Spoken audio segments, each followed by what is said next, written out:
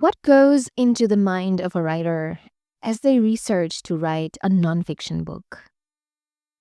How do you make dealing with a lot of information less overwhelming? How do you take notes and arrange them? These are some questions that I think about often. And when Thomas Bell joined the podcast to talk about his book, Human Nature, I was keen to find some answers. Thomas Bell was born in the north of England.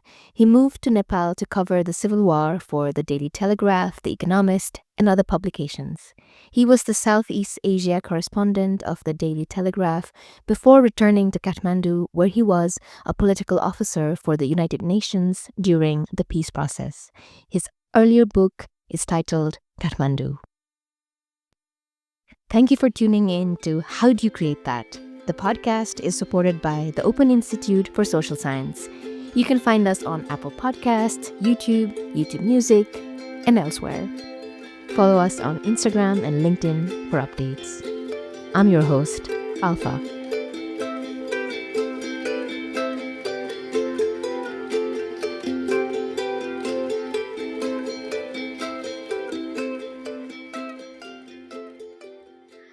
Hello, Tom. Thank you so much for coming. It's a real pleasure. How are you doing today? Yeah, very well, thanks. So your second book, Human Nature, just came out. How are you feeling about that? Well, I mean, to be very honest, I quite like it. I think it's okay. But the opinion that counts from now on is that of readers, and no one's had the chance to read it yet. We just did the launch a week or two ago. So I haven't spoken to too many people who've had the chance to go through the whole thing, and I'll start finding out what other people think quite soon. It's an interesting moment. Indeed. Is that scary? Does that make you nervous? It doesn't really, to be honest. Maybe because it's the second time round. Maybe because, maybe I'll turn out to be wrong, but I think it's okay, so I'm not too nervous. I expect that other people might agree with me, but maybe everyone's going to turn around and say, Tom, what have you done? Your first book was okay, and now you've gone and written this. How did it happen? I don't know. I hope things go well. So what was the inspiration for Human Nature? It's divided into 4 walks, and how did that come around? Well, first of all, I wanted to write a book about sort of nature and the landscape, which are things which, I like. A lot of people just kind of like that kind of stuff, right? So I'm no different. I like going trekking. I like being outdoors in the countryside. So just I thought it would be a nice thing for me to work on. I also thought it was interesting. I wanted to do it from a kind of a social, kind of cultural, historical perspective. So it wouldn't just be a kind of, nature book purely, but a book about people and culture and the relationship to the environment. So that was my idea. And then I had to figure out how to do it, because obviously that's a pretty vague, wide brief, and you can go in any direction with it. So one of the first decisions that I made is that it was obviously going to involve a lot of walking. Once again, that was just a attractive prospect to me anyway. But I guess any kind of book about the landscape, you're going to want to go there and be in it. And obviously the way that one travels in the Nepali landscape, traditionally at least, is changing a little, is by walking. And this kind of gives the whole place a sense of human scale. The fact that it takes days to make a journey sort of shows you how huge it is. And it could take hours to walk over a single hill, shows you how high they are. So it seemed like the right kind of, vehicle for this was my own 2 legs. Mm. And then the seasons, right? So it's got this seasonal structure. Again, that was just a way to try to cover everything in that, there's no point in only going in the sort of the pleasant weather around Tihar or something like that. That would have been nice, but actually the monsoon's really important. The winter's a big thing. So it made sense to have, my first thought was 6 seasons, right? Because there's 6 seasons in Nepal. Mm. But just getting away for 6 treks, I had a young family. That seemed like it was going to be asking a bit too much. So I ended up kind of simplifying it and making it 4 seasons. And I read in a book, a kind of a science book, that from a meteorological point of view, Nepal has a sort of a 4 seasons climate, albeit sort of culturally people recognize 6 seasons. So I felt that kind of justified my decision. I was like, all right, let's just cut a little bit of a corner here and we'll call it fall. Do you know how many kilometers you walked? Like, do you have a... No idea. No, I've got no idea. And that's actually, I mean, in Nepal, when one talks about walking and journeys and things, it's always in hours, right? No one ever says it's like 5 kilometers or something. It's always like, oh, it's 2 hours or whatever to the next village. And I guess that's because it's just so hard to measure. The trails can be, zigzags. If you put it on a map, then it would look probably sort of half the length that it really is, because you're just doing all of those switchbacks up and down the hills, for example. So, yeah, I don't know if there's ever been an attempt to measure trail distances, except in time. That makes sense. There's this funny joke about people who go on trek. You ask the locals how far it is, and they say it's like 5-10 minutes, and then it takes you hours. Right, yeah. If you had to introduce your book, how would you do that? Just a little intro to listeners who haven't maybe seen it yet or haven't had a chance to, know about it. Well, I think of it as like a history book, because my background was in studying history, and that's what interests me. So I think, but it's not a normal history book. It's not what you think of when you think of a history book. So it kind of explores these themes of the kind of the cultural reaction and cultural engagement with the landscape, and how the landscape has produced different things in people's imagination and different forms of society, or how different forms of society have been generated in relation to the landscape over time, right? That's the thing about history. It kind of has to trace a process in time. So that's the sort of the subject of the book, but the way that it's composed, like we've been talking about, is around these 4 walks. So there's a walk in the east where I deal with some themes which are associated with kind of, early history, and then in the central Nepal to do with kind of the period which is characterized often as feudalism. Then the third part is in Dolpo, where I sort of explore some more Tibetan themes, because the other bits are more kind of in the Nepal hills. And then the final part over in the Karnali in the winter talk about more modern themes of conservation and national parks and some of these ideas. Was there a way or reason behind choosing these particular locations and hills? Well, it came about partly by accident, I suppose. I mean, I could have gone west to east. I ended up going east to west. To be honest, I didn't give that decision, which was ended up being a pretty big decision in terms of everything that I had to grapple with later on, and when I was putting it together. I took that decision without any deep reflection, to be honest. And it worked out fine, I think. But you could equally easily have done it the other way around and told a similar sort of a story. I wanted to go to Salpapokuri. So the first part is connected with sort of Adivasi Janjati traditions of the landscape and sort of religious institutions around shamanism and the sort of mythology of, because it was in the East, Rai groups in particular as the examples that I choose. And I knew that there was a mela every year, a fair at Salpapokuri, which is a sort of a holy lake on top of a hill at the point where Sankrasaba, Okaldunga and Solakumbu districts join. And all these Jankuris come there on Baisak Purnima. So that seemed like a good place to start. And for no other reason, I started in the East. I mean, obviously there were lots of Jankuris in the West as well, and there would have been another way to do it.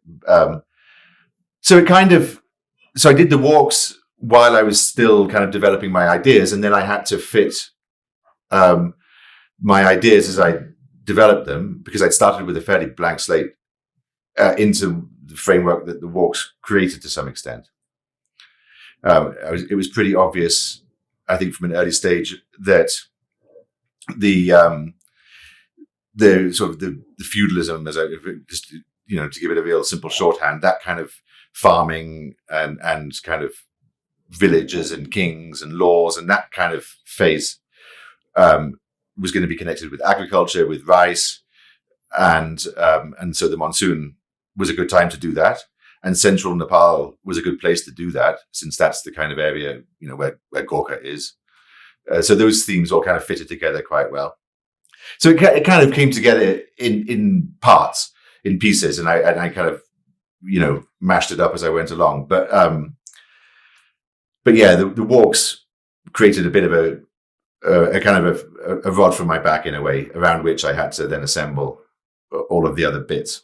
So the main idea was the walk, and then other things pretty much you had to work them around. I wouldn't quite put it like that. So the walks were going to be the kind of the structure, but I didn't exactly know or plan in detail what I was going to find on the walks.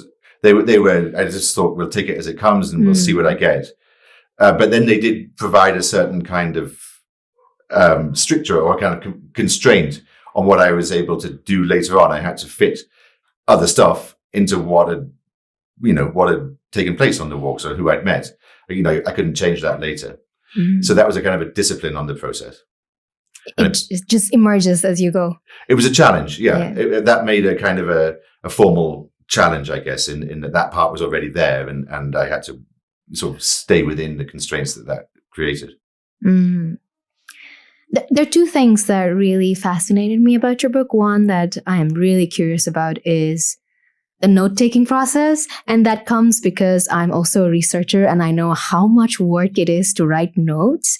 And there's this, sometimes when I'm writing notes, when I'm out in the field and I see so many things and I want to write everything, and there are thousands and thousands of words and you can't write everything. So I was curious, what was your note-taking process like? Did you use photographs or recorders or a combination, or maybe you have a secret formula? Well, a combination. I did take photographs on my phone, just anything that I wanted to, just make a record of like that, and also using black and white film. And those are the photographs, the film photographs, which are reproduced in the book, just a few of them. But yeah, obviously you can just take a snap of something and that helps you to record what it looked like. I used a recorder for the conversations, again, my phone, so that I had a complete verbatim record of the conversations, and quite a lot of conversations are reproduced in the book. I kind of edited them for length, just sort of shortened them a bit, but I didn't fool around with them besides that. They're kind of faithfully reproduced. But yeah, then I also took a lot of notes, and I've, as a journalist earlier, and I've always been a fairly prolific note taker when I'm working. You don't get a second chance to write things down. And if it's in your book, then it's in your notebook, then you've kind of, locked it down in a sense. And if you haven't written it down, then it's gone. That's how I've always felt. I mean, you might remember it for a few days, but memories are unreliable. So, I've always written things out pretty full, in longhand, complete sentences. So pages and pages and pages. I'm quite a quick scribbler. But also, as you say, obviously you can't write everything down. Whatever you write down is always going to be a fraction of what you saw. But because I knew that I was traveling for this purpose, these walks would be, an important part of the material which I could use when I came to actually write the thing. I wrote down as much as I could. How did you write the details? For example, there are so many instances in the book where you also mention how the other people react. Maybe they take off their headgear, or there are also mentions of how people's facial expressions are. I'm curious, how would you make note of that? Does it depend on the context, or is it just something that emerges as you're writing? I guess or observing. If I think I'm seeing something which is a nice detail which I could use, then yeah, I'll write it down. I mean, I'm not necessarily good. If you and I are having a conversation, I would probably have the recorder running and I wouldn't be, writing down, oh, she smiled or she looked bored or whatever. I would perhaps make that note, an hour or two later when when it's still fresh, but so as not to kind of intrude too much in the moment, not necessarily write it down at just the same time. But yeah, those are the kind of details, especially when you're a journalist, if you're just writing the news, that doesn't really matter. So you wouldn't write that stuff down. But if you know that you're making these notes for the purpose of a book, then these little telling details make all the difference to how well it's going to read. And you know that you're not going to use them all, but but you don't know which ones you will use and which ones you won't. So I Yeah. try to write them all down. True. That's the difficult thing. You don't know what's going to make it and what's not. And there's like so many things that are just there. I'm sure you have lots of notes that are in your archives that didn't make it to the final manuscript. Well, that's right. And when I started writing it, I, included all of these things, which I thought, oh, that was quite nice. That's quite good. That's kind of, got some charm, or it's funny or something. So I put a lot of it in. And then part of the process was taking a lot of it back out again, because it was, it wasn't all working. You need to sort of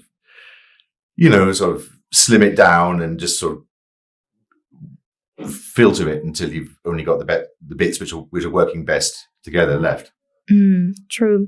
So there's a very interesting thing that in your book, in the first chapter in Migration, where you were there in a village and you were taking notes, and the lady asks, what's he doing? And your friend Rajendra says, he's writing about you. What do you feel about interactions like that? Because sometimes when I'm making notes, people feel like you mentioned earlier too, that sometimes it obstructs the conversation. Sometimes people become suspicious, but then you also know that you can't remember everything. So there's this delicate balance that's hanging. Yeah. So what was happening then when I wasn't writing about her? I was just writing about what had happened that day. It was the end of the day. We'd been walking. We'd seen various things, and so I was just trying to get it all down at the end of the day. And he was sitting there, flirting with this woman. We were staying in their house. They had a kind of a shop, and they took paying guests and stuff upstairs. So they were chatting and flirting and things, and she was chopping potatoes, and I was making my notes. So he was just teasing her by saying that I was writing about her. I mean, the reason I like that moment is it kind of brings the reader into that moment, and it's all sort of sitting there, and it kind of, I'm describing them, but then just the way he said that kind of, brings me into it, and he sort of reminds the reader, I guess, that there's this foreigner there scribbling in his notebook. So it kind of, I thought it sort of, what do you call it? The fourth wall or whatever. It kind of broke the fourth wall. Do you know what I mean? Yeah. Suddenly you're there, and true. The other thing that I really want to know is the references in the notes section is also very huge. And I would like to know how you managed your references, or how would you, work around it, especially because I'm also a beginner researcher, and I have a lot of friends who are like beginning, and sometimes just reading 10 research papers or 15 can, feel overwhelming, and you don't know where to start, or there's so much of information. So what kind of method do you use to curate that, or to keep track of it, so as to not, be flooded by all the information around?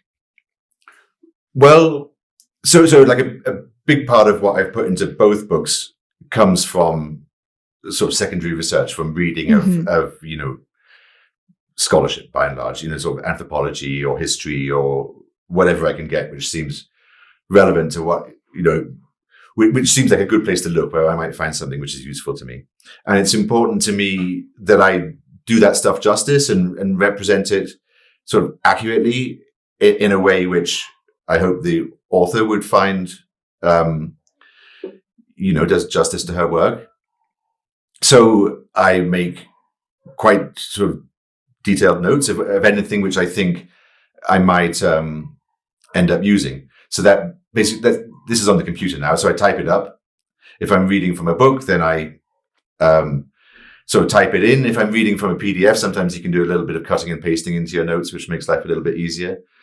I keep the page number for anything that I take a note of, which is essential really for if you're going to actually cite something using a footnote later. And I try to be quite thorough in terms of giving all the due citations. So yeah, I mean, it definitely slows you down when you're reading.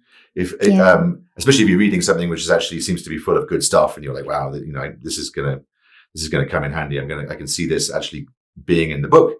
Then you're typing it up and taking care to always put the page number there too.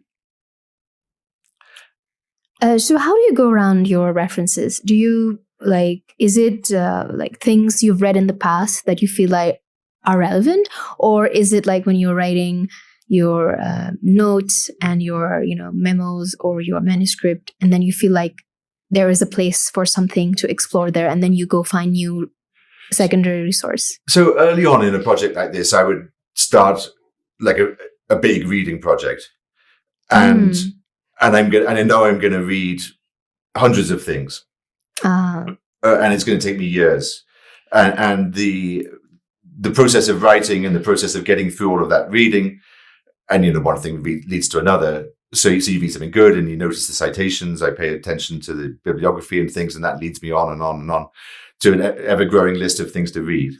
And I'm kind of keeping a list on my computer of things which look interesting, which I'm hoping to get to sooner or later. And you obviously don't get to them all.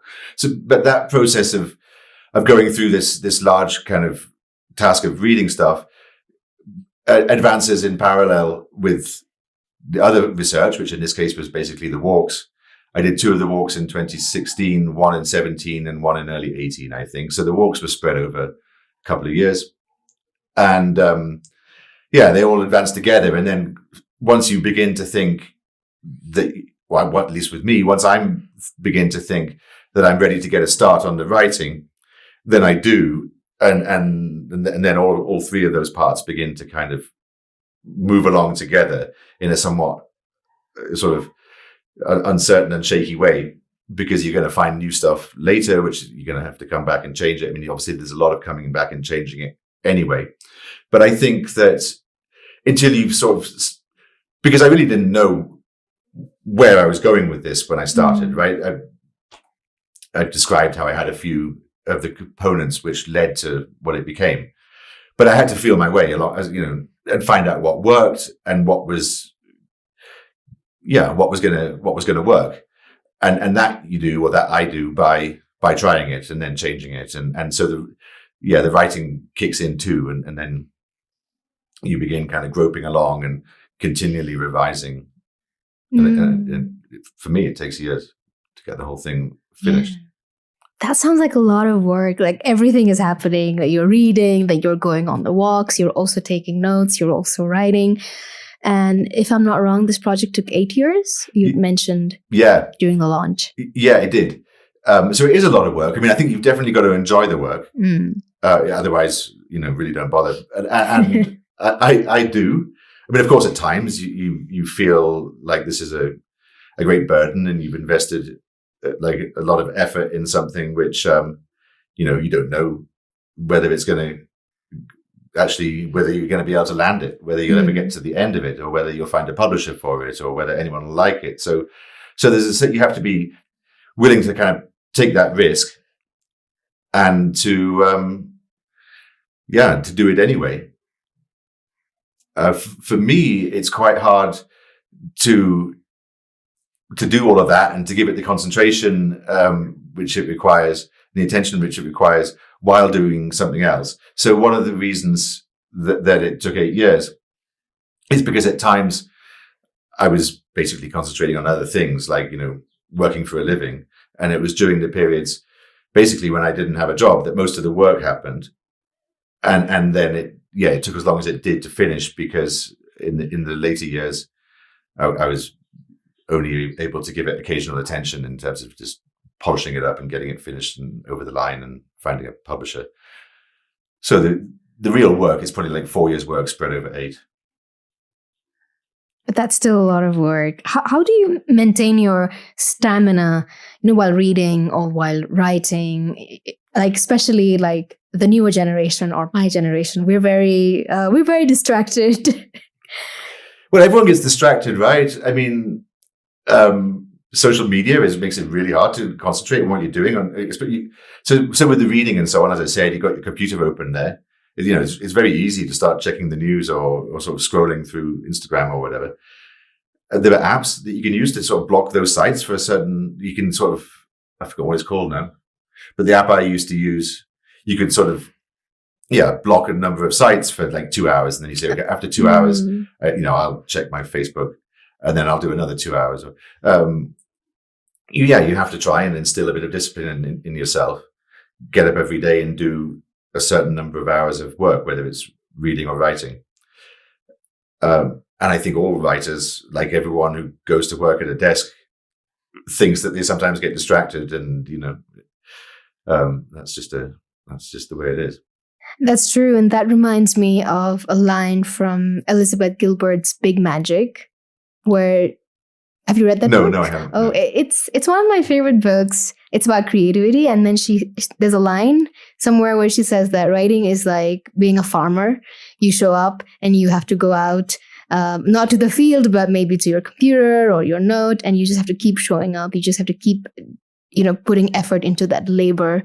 And while it might seem very romantic from the outside, like writers and artists, but there's so much of work that's going on behind the scenes. Absolutely. And yeah, that just reminded me of that. Another question that I have for you is about language, because when you're traveling, obviously there are a lot of languages around Nepal, and how would you navigate around that? Do you use translators or other means? A bit of both. So on that first walk in the east, it was me and Rajendra. Rajendra is a trekking porter, basically. I don't know what his English is like. We didn't speak English together, so my Nepali is better than his English. That said, my Nepali is not very good, so we just kind of muddled through, I suppose. All the conversations that are in there took place in Nepali, unless it's otherwise noted. Occasionally we met someone who spoke English, and then I say so.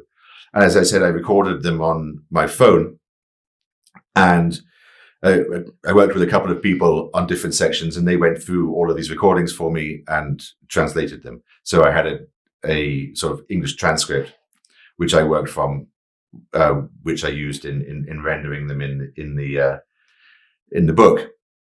Then when it was Girish Giri, a well-known journalist, was my companion on the second walk. So we spoke English with one another, but when we spoke to local people, those conversations took place in Nepali, and I used a similar technique. I basically could understand most of what was being said, and I was also able to ask my own questions, and I recorded them and used those recordings. In Dolpo, most people speak Tibetan, of course. But they also speak some Nepali. I was accompanied by an English friend. We spoke English with one another, but I spoke Nepali with our guide. I don't know what his English is like. We didn't try it. So again, all of the conversations with the sort of the trekking crew, as it were, who took care of us, and with the locals, are conducted in Nepali and recorded in the fashion I've described. And it's basically that was my technique. Of using like recordings and translation. Was that challenging? Like going from one language to another, like getting them from Nepali to English? Do you feel like something gets lost, or maybe something gets found as well in the process of like moving between languages? Well, I think it's more clear how something gets lost. Nothing in translation can entirely capture, how it was in the original language.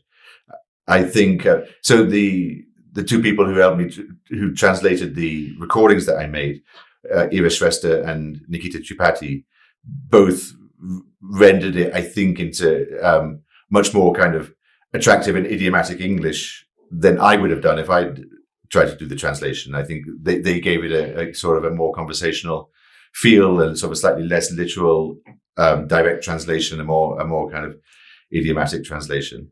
So, I mean, I don't know what you think, but I think the dialogue in there is some of the strongest, and most enjoyable parts of the book. I mostly write in English myself, and I find that translating dialogues is one of the most difficult things, because you can't, like you said, something gets lost and you can't exactly translate it. Also, I think the fun bit gets lost sometimes. I like writing dialogues in Nepali as opposed to English, because it's the language that is around me a lot, and you can feel the organic thing that's happening in the language, and I often struggle with dialogues myself. Yeah, I mean, I'm not a fiction writer. I wouldn't be able to invent a realistic sounding dialogue, but I think these dialogues are kind of more stranger and fascinating than fiction in a way. I mean, you'd never be able to kind of come up with this stuff, which people in real life do come up with. And that they don't kind of conform to expectations at all. And I think that's why I enjoy those bits so much.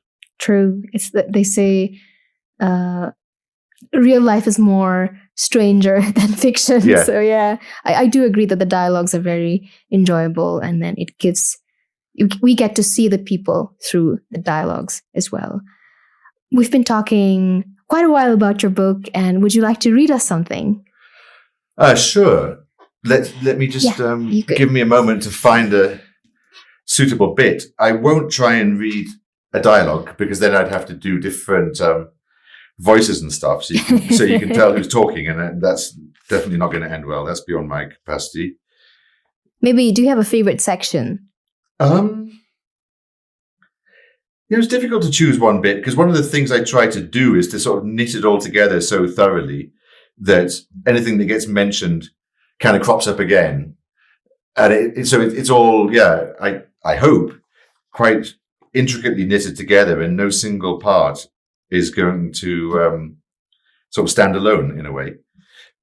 But yeah, give me a moment to try and find a good bit. Sure, no worries. What's your favorite of the 4 walks? I enjoyed them all. I mean, the walk in Dolpo was the longest, and the kind of the remote. We were camping because the villages up there are so far apart that you can't really get from one to the next in a single day, unless you did a real kind of, forced march. So we were camping. We were going for about 3 weeks, and I love that. I'd like to spend a lot more of my life doing that kind of thing if life was different and one didn't have responsibilities and other places to be. The Eastern Walk was a fun adventure. I really enjoyed hanging out with Rajendra, and we had some quite colourful experiences. I think those were possibly the best two, but from the point of view of just, me getting my kicks, I think each of them, I don't know. Yeah, it would be interesting to see how readers respond and whether some of them kind of speak to people more than others. But I would say that among the sections of the book, they all kind of, carry equal weight and I hope succeed equally. So at the launch, I read a bit about the sort of rhyme mythology and how that works, because that's a kind of a theme which I explore as a method of talking about those types of cultural responses to the environment. So I could read a little bit if I could find the passage from the story of Miapma, who's the kind of the goddess or whatever who creates people in this tradition. Shall I have a go at that? Yeah, sure. The stories begin when the world was only snake-infested water on which a film formed like the skin on milk, which became the earth. A stem grew from the earth, and some kind of worm or insect germinated in a knot in the stem. This creature was called Namprengma. She couldn't find a husband, so she opened her legs to the wind and became pregnant with Miapma. When Miapma was grown up, she also called out to the wind, but Namprengma was still around to prevent her from making a horrible religious error. "What are you doing? The wind is your father." Miapma looked up and she saw Venus, but Venus didn't answer. She sent a bird to Venus, but by the time it arrived in heaven, Jupiter had taken that handsome planet's place on the ecliptic, so he received Miapma's message by mistake. Jupiter was leprous with a goiter and self-conscious about his looks, but he reluctantly accepted Miapma's proposition. When she reached the earth, she was appalled. When he reached the earth, I beg your pardon, she was appalled. Summoning her courage, she rejected the repulsive god. Jupiter was gravely offended, and he inflicted a drought upon the earth, leaving fluid in just one place, some semen on a leaf. Eventually, the very thirsty Miapma drank the liquid. She began to feel unusual. She was pregnant. In due course, she gave birth to the different species: the thorny jungle creeper, tiger, bear, monkey, deer, wild boar, and the first man, Mini. So humankind was descended from the wrong god. How happy and long-lived we humans could have been if only Venus had come down, said one of the informants who gave this story to an anthropologist. What a splendid race humanity would have been. So I sort of use this story, which is an example of many comparable stories, to kind of explore how sort of myth and folklore describes at least how these communities have understood their history and how their ancestors developed a way of life, which persists up to the present in some form, and certainly until quite recently was how many people lived in these regions. True. Thank you for that reading.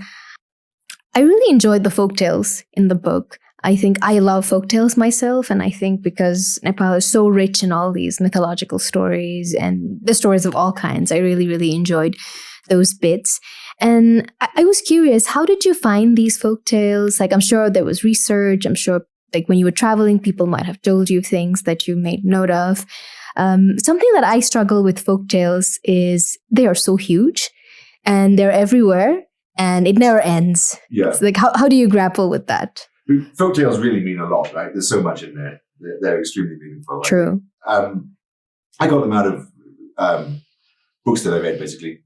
So especially to have them in what I took to be a reliable form, I relied on researchers who've got the skills and done the hard work to record them in what I take to be a faithful and accurate way. I did talk to people a bit about folktales, but the kind of answers that I got, and I describe this in the book too, were kind of confusing, and I don't have the skills to really kind of excavate what might be called a kind of an accurate or clear version of this tradition, which maybe a drunk guy is trying to tell me. It can become quite confusing. So I just kind of admitted to that confusion, where people are sometimes giving accounts which I found confusing, and in order to have a faithful version of a folk tale, I relied on professional researchers. But how did you choose which part of the folktale to include? Well, so with this Rai mythology, which I found 2 published versions of relating to different Rai communities, but they were very similar. I used those bits which I guess were meaningful for my purpose and my themes. Mm-hmm. So this kind of creation story was a natural choice. And then those bits which describe the migration of the community to the areas where they now live, because that was very important, to my themes of the kind of settlement and migration of these communities into the hills, and how the folk tales seem to, create some kind of a record of a process which obviously did take place. And also the sections which describe the establishment of social institutions, which I wanted to refer to. So the salt trade, for example. And these folk tales can also be used to describe, obviously they're integral to the tradition, or the traditions which shaman follow. And that was very relevant to me, because that was kind of, a prime example, or the example that I chose to dwell on, of how cultural beliefs and practices relate to places in the landscape and, environments such as the forest. That is lovely to know. Yeah, I think using the parts that works in your story that's the way out, or else the folktales are like, they're never ending. They just go on, and they're beautiful, obviously. What did you think about the question of the audience? Did you what was there an ideal audience in your mind when you were writing this? Obviously one has to write with readers in mind all the time, and think about what's going to be entertaining and attractive and understandable to people.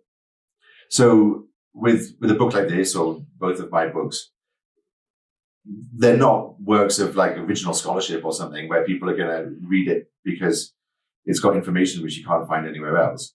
People are going to read it because they find it pleasant and entertaining, and it excites their interest.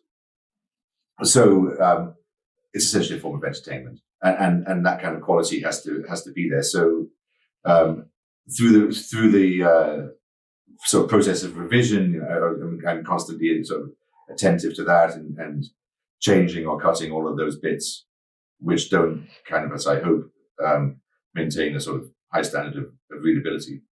But in terms of the kind of the profile of the audience, so for that, I have to understand that this is sort of like no single type of person who's going to read it. I learned, especially after my first book, that it appealed especially to Nepalis and to foreigners who were, more familiar with Nepal.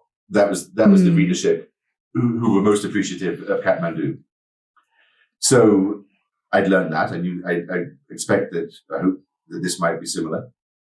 And I think people who are, don't know anything about Nepal probably, won't find the book quite as sort of accessible or whatever. But I also want to make it so that you don't have to know anything to understand this. I mean, anything that, a person who knows nothing about the subject wouldn't know is explained, but only once. So I mean, I think it should be comprehensible to an uninformed reader, but I assume probably less rewarding for an uninformed reader. That is always the difficult thing, isn't it? Anybody can encounter your book, someone who knows something about it or someone who has no clue about it. And how do you balance that? I think, that's always a big challenge. The thing is, when you're writing about Nepal, unless you start kind of going a bit deeper and talking about real things and getting under the surface a bit, then it's very difficult to say anything which is worthwhile or really has the ring of truth about it. If you keep it very superficial, the type of thing which I assume would be most kind of comprehensible to an uninformed reader, then you can't actually really say anything interesting at all. So you do have to go a bit deeper. A bit deeper, You run the risk of losing some people. Shall we move to the rapid fire? Sure. Okay. 3 books about Nepal that you enjoy? Oof. Well, the book which contains this rhyme mythology, which is by Nick Allen, I've forgotten the title. I think it might just be called Myanmar. It's just a really brilliant work of research. I mean, very difficult to do all that. That's great. It's supposed to be rapid. Number 2. So Lost Horizon. I don't know if it's exactly about Nepal. It's about an imaginary Himalaya. It's a British novel of the 1930s. It's sort of a Himalayan fantasy. So it's not remotely realistic. It's a really great story. You can find that here too. And number 3, I think it's called Kings, Soldiers and Priests by John Welton. Let's go for that one. I think this is a really nice piece of historical research. It's not really related to this, but it's about the kind of Shah court in the period before John Bahadur Rana took over. You mentioned Lost Horizon in the book too. Yeah. It shows up in the Dolpa part. Yeah. I have a section on that. 1 word to describe the hills of Nepal. Tangled is the word that I settled on when I used to need a single word sort of description when I was a journalist. Oh, why tangled? I know I'm like, this is rapid fire, but I'm curious. Because you get this real dense, twisty kind of system of valleys, which is a little bit hard to untangle. I mean, even physically, to really understand what the layout is. True, yeah. It becomes very visible when you're flying on air and then you look down and they're like hills and hills and hills. And yeah, it's tangled, like you said. What's the best thing about writing for you?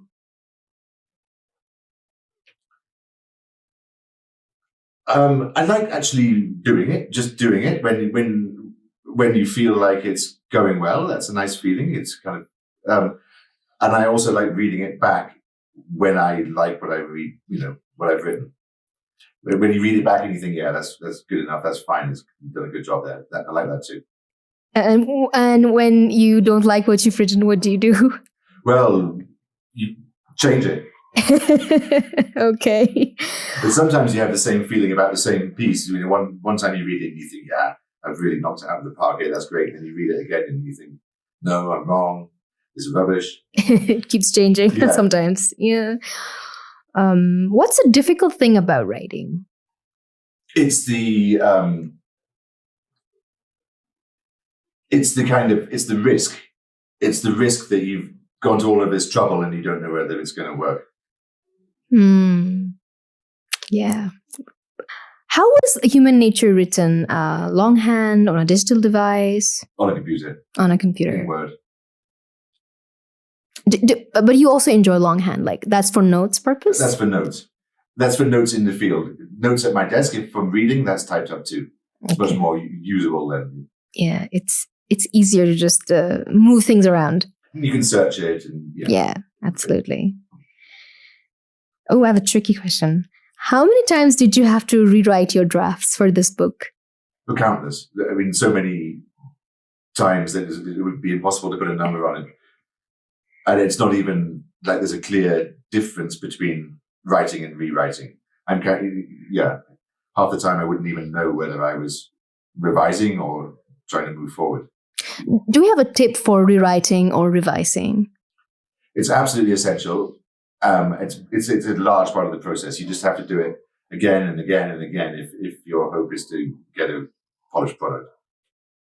Is there a way to enjoy it? Like, how do you try to enjoy the rewriting and revising process? It's not an unpleasant task. It's perfectly fine. I mean, sometimes, obviously, you're just having a bad day and maybe you think, screw this, and sort of shut the lid on the computer. But yeah, it's fine. Great. My last rapid fire question. Do you think there will be a third book? No time soon. I'm not in a position to kind of launch into that huge task right now. And I also don't have an idea which I'm really convinced by. So yeah, maybe one day. Hope so. Yeah, hope so. Thank you so much, Tom, for joining me. It was a lovely and insightful conversation. Is there anything you would like to share at the end as we close off our conversation for today? Well, only that it's a real pleasure to have spoken with you, and thank you very much for having me. And to anyone who's, considering doing this or already trying to do this kind of thing, have courage, take the risk, keep going, and keep going until it's as good as you can make it.